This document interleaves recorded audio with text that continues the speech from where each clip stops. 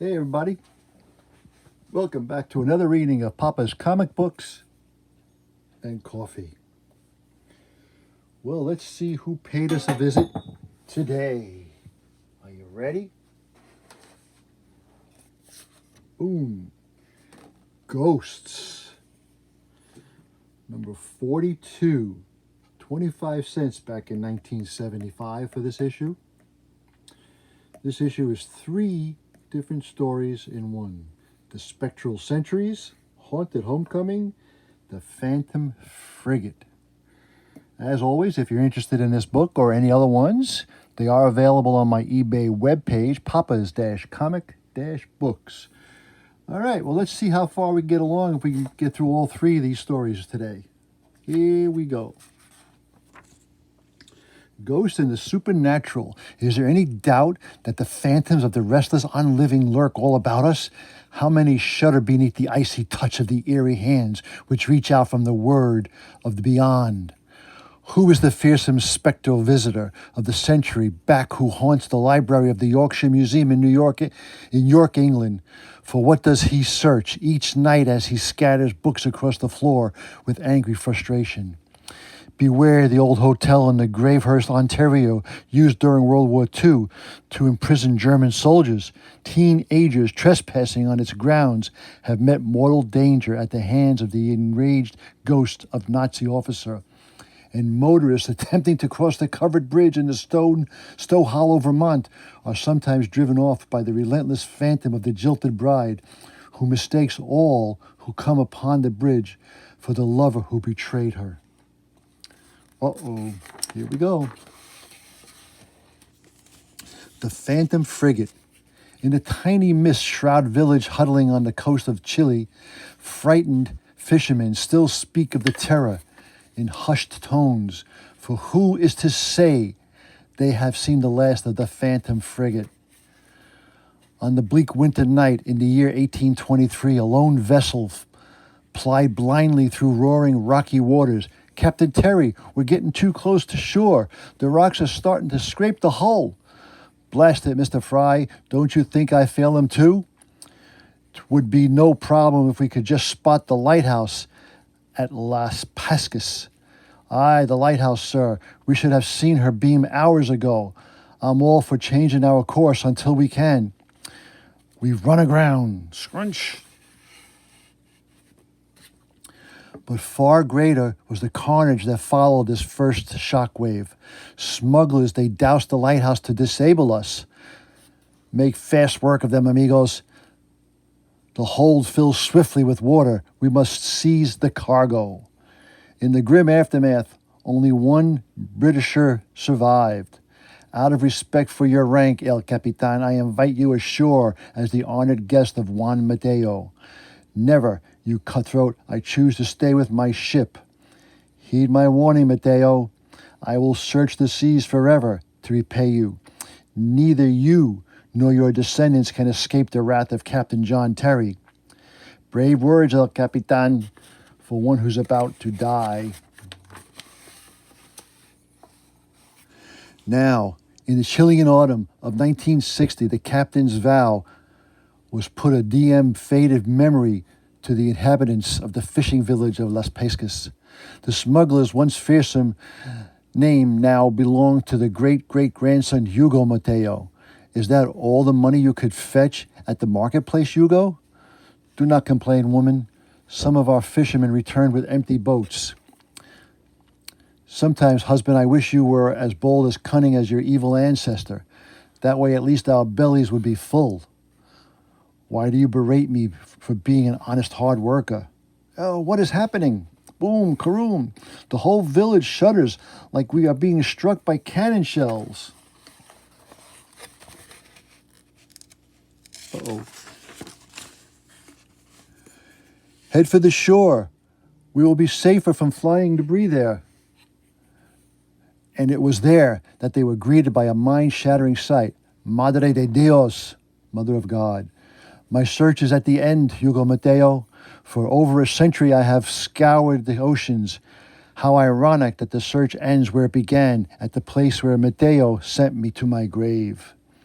Now, At last will I have my revenge upon him and his followers and all of their descendants.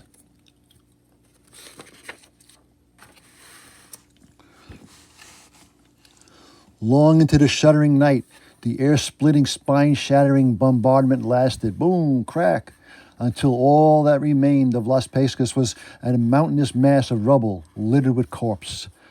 Now may I go to my final resting place, for I have even our score, Mateo. To the world, the event was signaled by grim headlines, earthquakes rock Chile, but the fishermen of Las Pescas had a far more sinister explanation. Will he ever return to punish us again for the sins of my ancestors?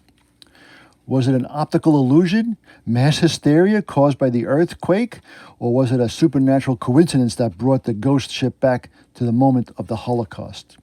The end. All right. Nightmare of death. In the raging storm, Ian and Claudine witnessed the horrible disaster. They could see the broken bodies, hear the terrible wails of the dying. They even knew the name of the maniacal mass murderer who had penetrated this ghastly, a train wreck. People are dead or dying. Ian, what can we do? We know the madman who caused this catastrophe. I'll see him hanged for this if it's the last thing I ever do. The art by Frank Carrillo. On that wild night in 1959, Ian and Claudine Tracy were caught in the raging storm that swept through the mountains of Wales, England. We can't go on like this. We've got to get out of the storm. You're right. Even with our ponchos, we're soaked to the skin, and we can't see more than 10 yards ahead. Then in the murky darkness, we're in luck. We're alongside a railroad line, and up ahead, that looks like a signal station. Maybe we can find shelter there.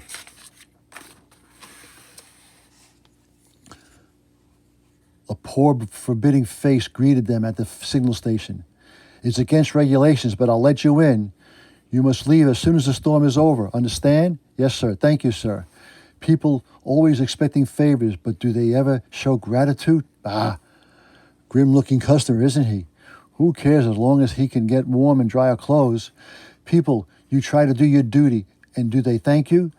No, not a whisper of gratitude. The poor old feller is cracked. How can he be trusted with such a responsible job? As the time went on, his volcanic rage mounted. Blame me, will they? After all I've done, after all these years I've served them, I'll show them. What's the babbling about? What does he mean? Then suddenly, horribly, at last, the express. Now it's time. Ha ha ha ha ha ha. In the stormy night, there came a sound of a rending collision that shook the shack to its very foundation. Call me a killer, will they? I'll show them. Yes, Jonathan Fitch will show them. Ian, something's awful happening out there, and we've got to go and see.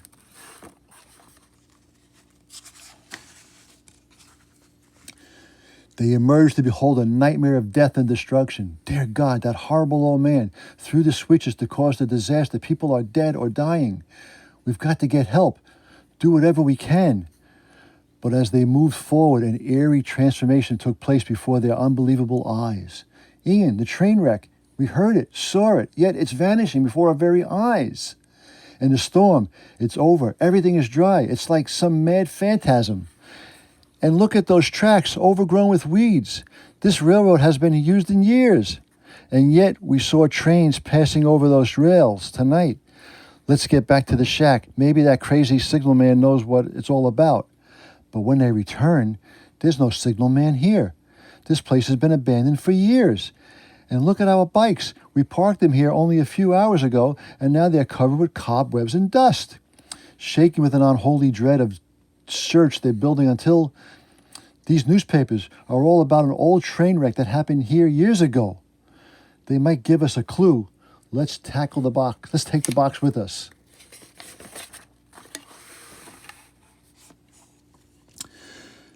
They got the answer in a nearby town.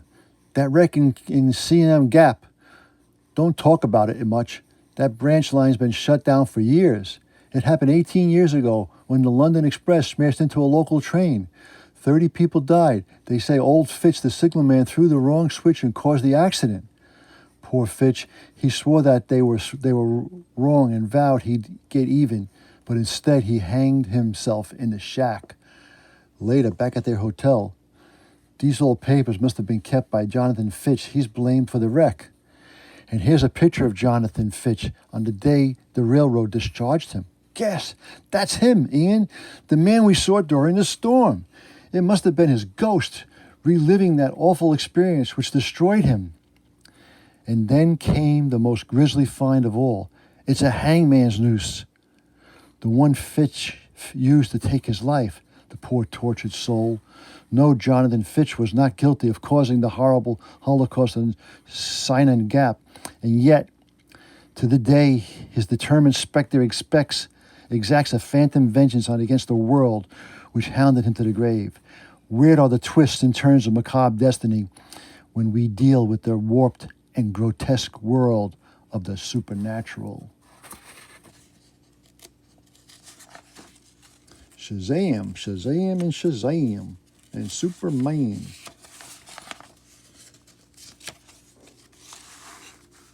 The Spectral Sentries. The Russian Revolution was one of the bloodiest in the annals of mankind, yet one man who dared try to restore the Tsar and crown found instead of his own airy destiny, who confronted by the year 1917, March, as they gathered over the great city of Petrograd, throng surged toward the Winter Palace. Within Count Mikhail Ivanich Lenov dispensed his usual harsh justice. So you confess to having stolen bread for your children? A lie. That's a lie. You stole it to sell to others who were starving. No, Your Excellency. Guards, take them away. Shoot them like the dirty dogs they are in the gutter.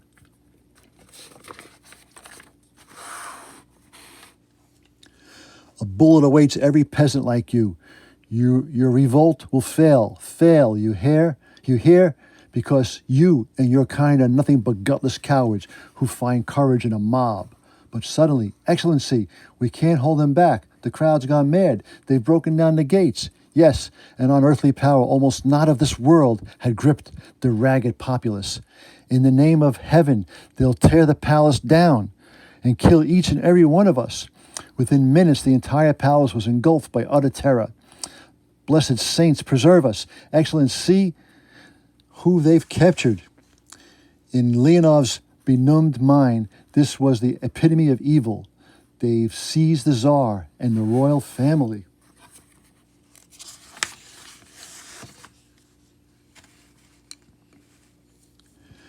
They'll ransack the palace, loot it. I know that's what they're after. The crown jewels to symbolize their victory, but they shan't steal them. I'll defend them with my life if I need be. Give me your rifle. Their pithy, pathetic uprising will collapse, I promise you, because these I will buy armaments, rebuild a military force, bribe foreign friends to aid us, to restore our Tsar, little father of all Russias. No, that you will not do. What you two, are you the Bolsheviks treason with this palace?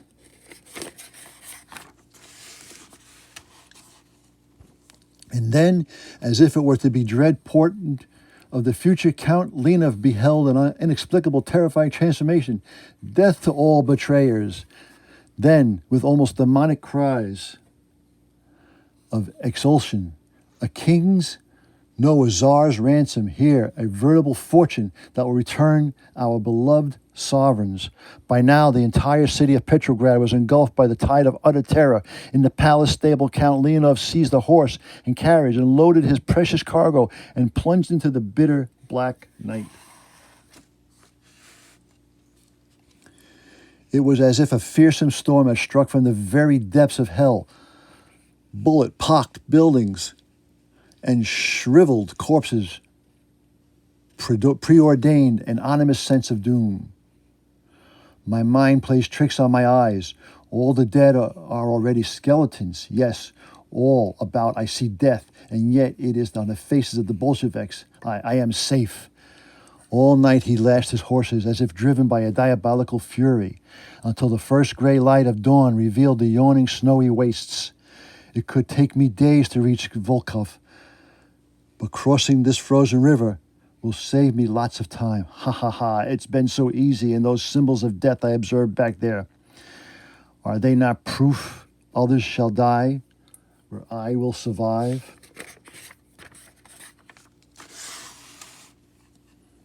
And then suddenly, an unnerving sight that tore a mindless scream from his throat. Oh, all the serfs, the townspeople, peasants, I sentenced to die. A mad hallucination. No, the mind-shriveling answer lay in the airy twist of fate when Count Leonov ordered endless executions, which carried them to the icy climes northward, and the hundreds of bodies were disposed on the river. And now, confronted by the impregnable line of spectral sentries, you will not thwart me. It will take longer, but I will reach Volkov. Ooh, Man Bat. That was a good book. The Tsar will return, mark my words, while all of you thaw and rot to become food for the fishes. It is as if I had a mission. That is why I have survived, to reclaim our royal family. Suddenly, an echoing, unbelievably blast of icy stab of searing pain. Oh, I am shot.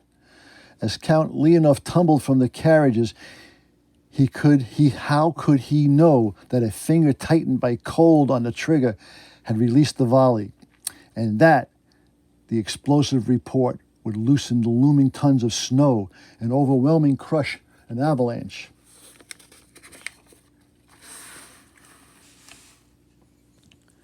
It was then that the ghastly thought seeped into his numbing mind.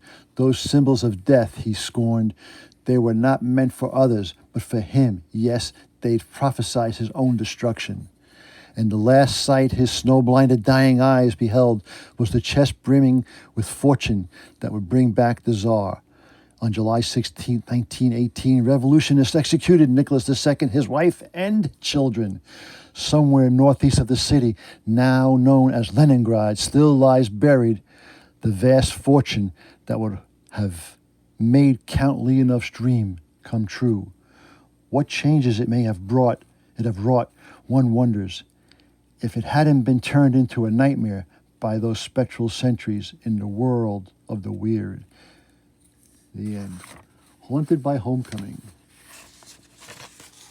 Roman soldiers. Only $2.95. How many you get? Lots and lots and lots. Okay, well, that was Ghosts. All three stories of Spectral Sentries, Haunted Homecoming, and the Phantom Frigate.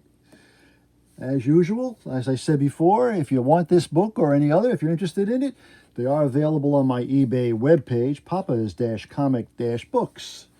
And you know, as I always say... That was easy. Until next time, leave me a thumbs up, leave me a thumbs down, leave me a like, leave me a dislike, tell me what you liked, tell me what you didn't like. Tell me anything you want to tell me. Tell me the name of your firstborn, I don't care, just tell me something. Until next time, Papa, out.